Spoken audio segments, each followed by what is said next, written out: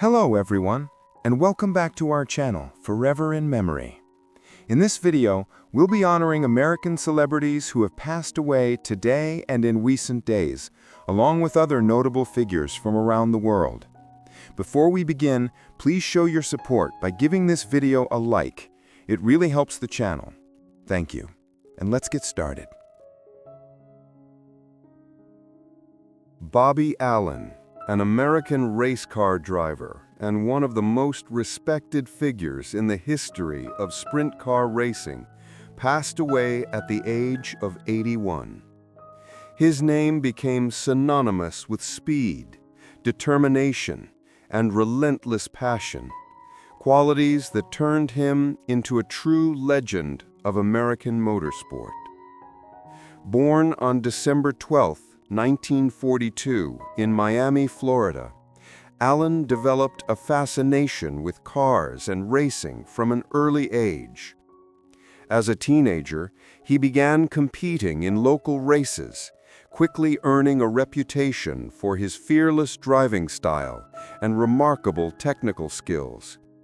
His career soon accelerated, leading to numerous victories on regional and national tracks, appearances in major championships, and recognition as one of the most talented sprint car drivers of his generation.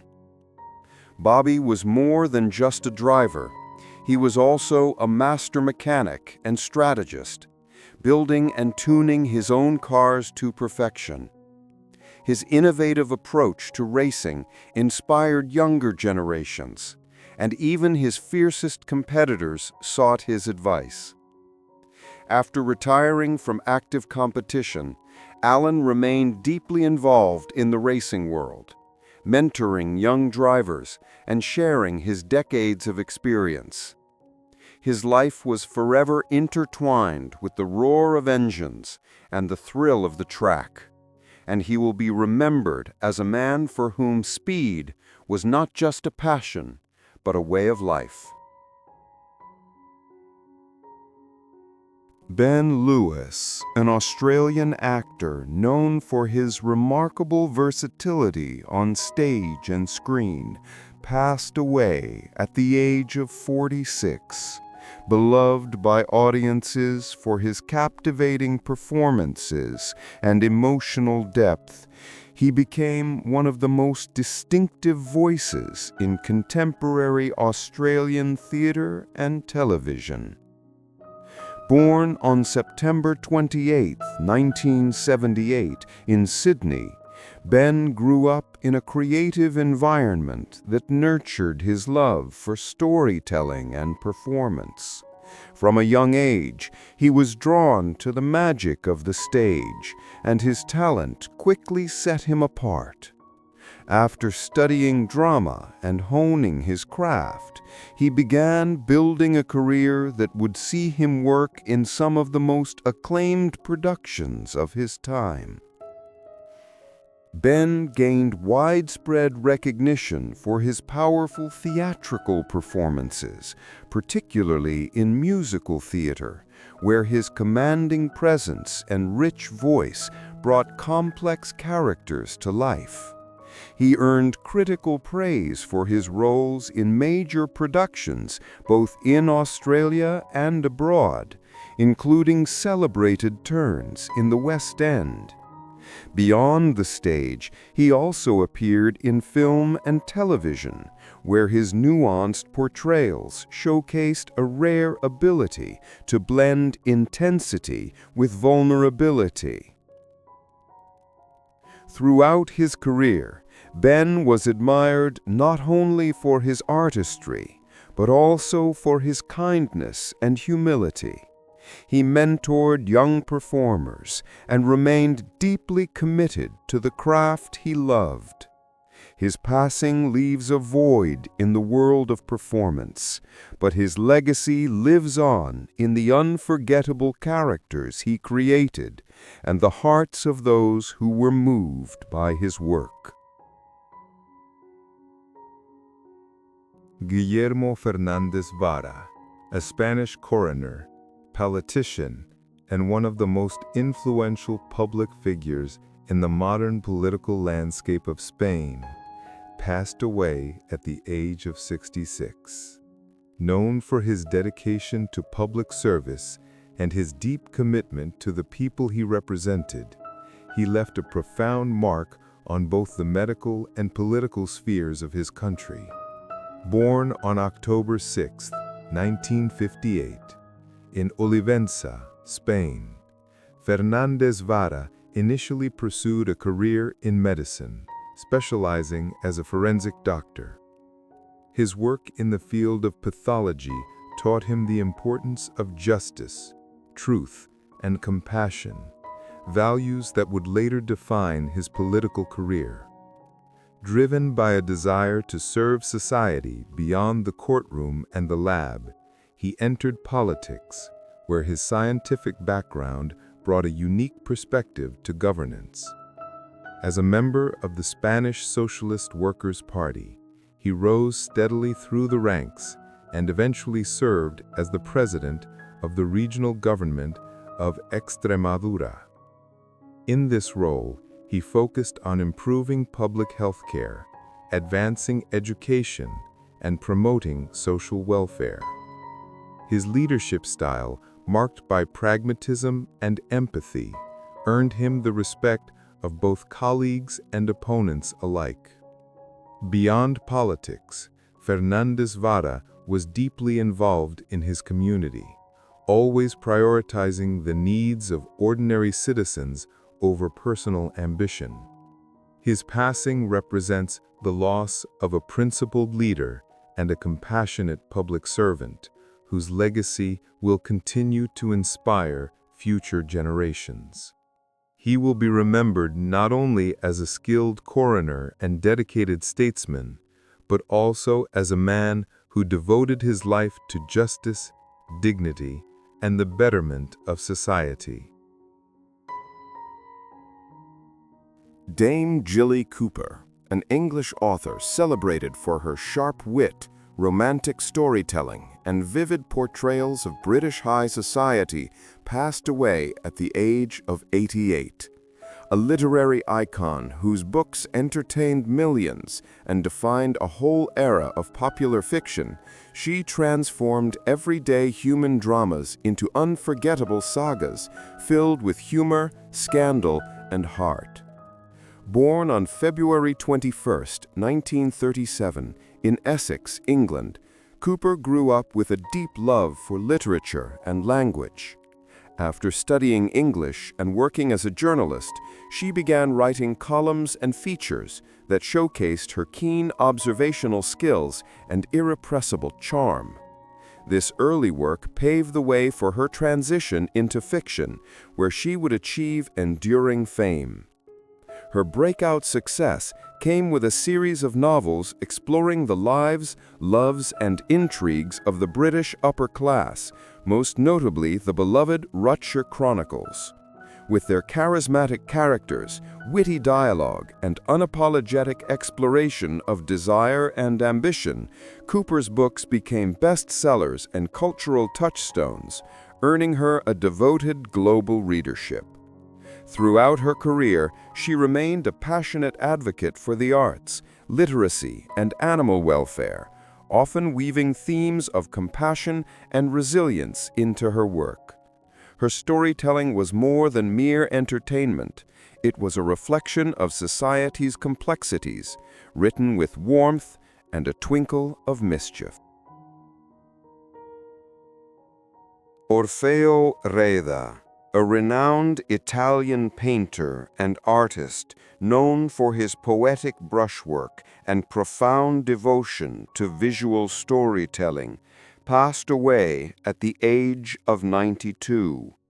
His name became synonymous with a lifelong pursuit of beauty, emotion, and truth through art, a legacy that left an indelible mark on modern Italian painting. Born on December 7, 1932, in the picturesque region of Calabria, Italy, Reda discovered his passion for art as a child, captivated by the play of light and shadow on the landscapes around him. He went on to study fine arts in Naples, where he refined his technique and developed a distinctive style, a blend of realism and lyrical expression that captured the soul of his subjects. Throughout his long and prolific career, Reda's works were exhibited across Italy and internationally, earning critical acclaim for their emotional depth and technical mastery. He often drew inspiration from nature, mythology, and the human condition, creating paintings that spoke not just to the eye, but to the heart. Beyond the canvas, he was also a respected mentor to younger generations of artists, sharing his knowledge and passion for creative exploration. Orfeo Reda's passing is a profound loss to the art world. His paintings, rich with sensitivity and meaning, will continue to inspire and speak across time, a testament to a life devoted to beauty and the power of human imagination. Anne B. Walker, a pioneering American journalist, editor, and radio personality, passed away at the age of 101, leaving behind a remarkable legacy of storytelling, trailblazing, and dedication to truth. Throughout her long life, she became a voice for those whose stories often went untold, using the power of words and the airwaves to inform, inspire, and connect generations. Born on March 3, 1923, in Columbus, Ohio, Walker grew up during a time of profound social change, and from an early age she was determined to be part of that transformation.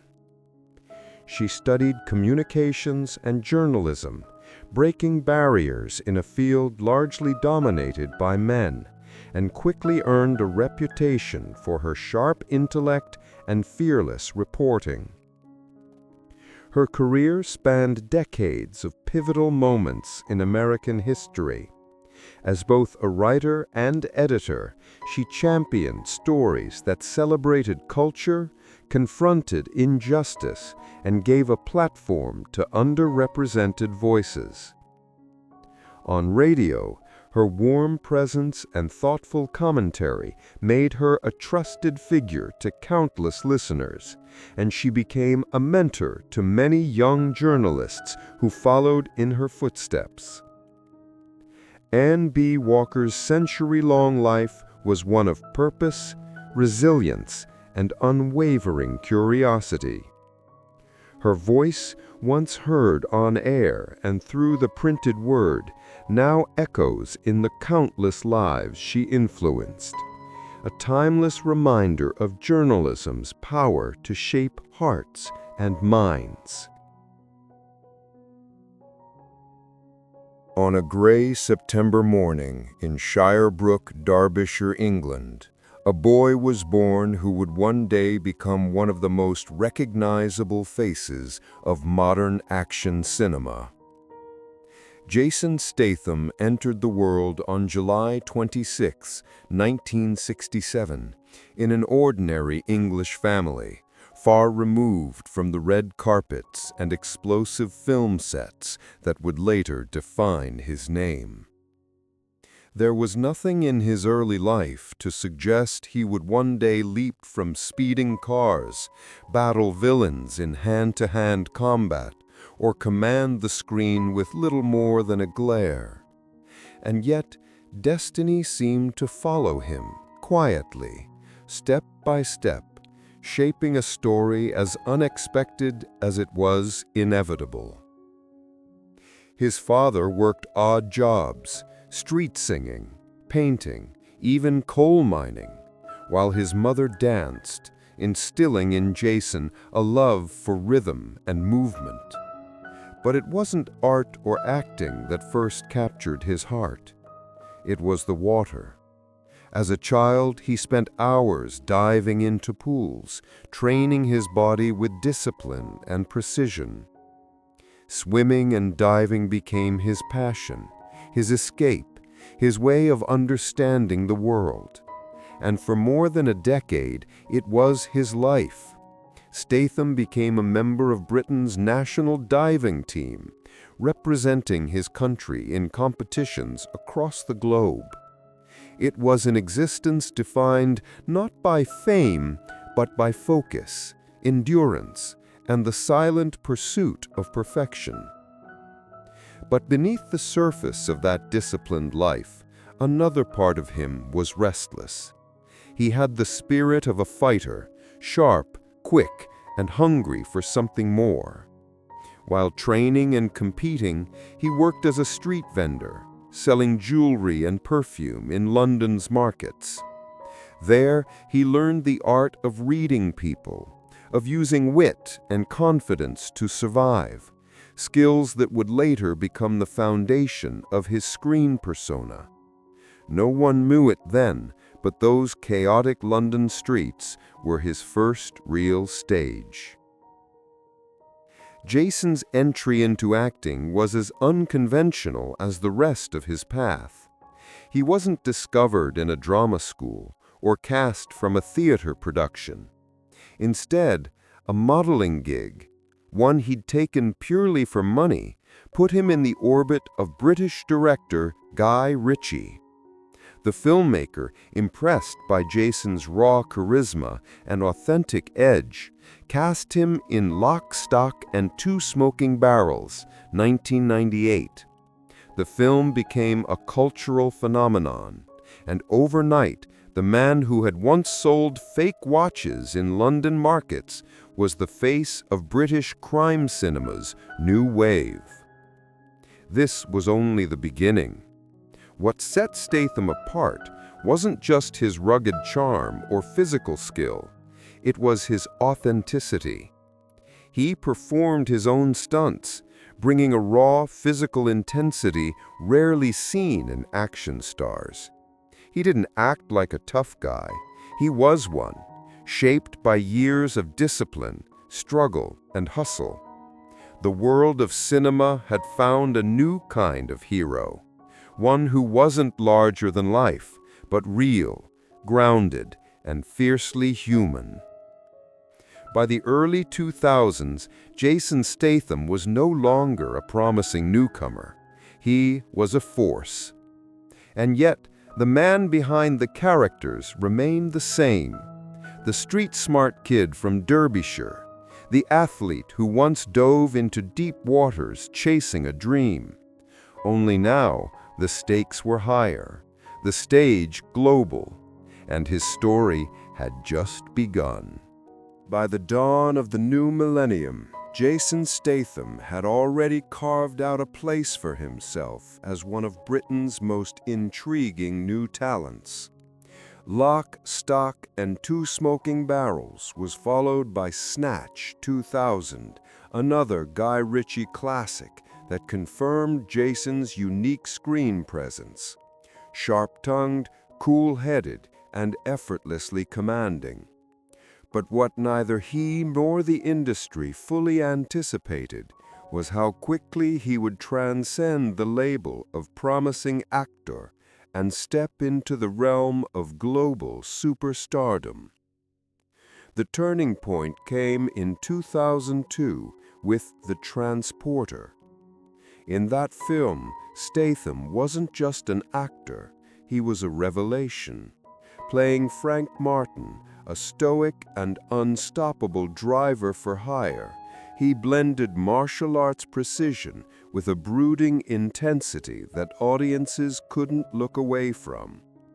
And unlike many of his contemporaries, he insisted on doing his own stunts, diving headfirst through car windows, engaging in brutal fight sequences and performing gravity-defying choreography with a realism that thrilled fans around the world. Overnight, Jason Statham wasn't just a British actor, he was the future of action cinema. But success was far from effortless. Hollywood had its expectations, glossy, polished heroes molded for mass appeal. Statham was different. He brought with him an edge, a rawness, a sense of danger that couldn't be scripted. He wasn't the charming, wisecracking savior of the blockbuster era. He was grittier, more grounded, more believable, and that authenticity resonated deeply with audiences tired of superhero fantasies. With films like Crank, The Italian Job, and War, Jason cemented his reputation as a fearless performer. He wasn't afraid to take risks, both physically and professionally. His performances were never just about punches and explosions.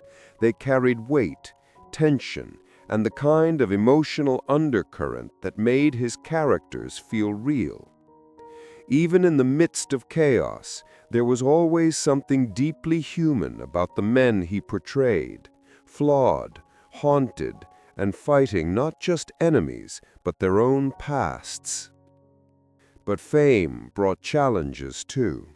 Critics often dismissed action films as low art, and Statham, despite his undeniable skill, found himself typecast in roles that emphasized brawn over depth. It was a dilemma he wrestled with: how to evolve without losing the authenticity that defined him. Rather than retreat, he leaned into it. He began choosing projects that pushed the boundaries of the genre, mixing intensity with humor, physicality with emotional nuance. As the 2010s arrived, his collaborations grew bigger. He joined the ensemble of The Expendables, standing shoulder to shoulder with legends like Sylvester Stallone and Arnold Schwarzenegger, and later entered the high-octane world of Fast and Furious, bringing new energy and a darker complexity to the franchise. Each role, though packed with spectacle, carried echoes of the man behind the screen, the hustler from the London markets, the diver who once chased impossible dreams.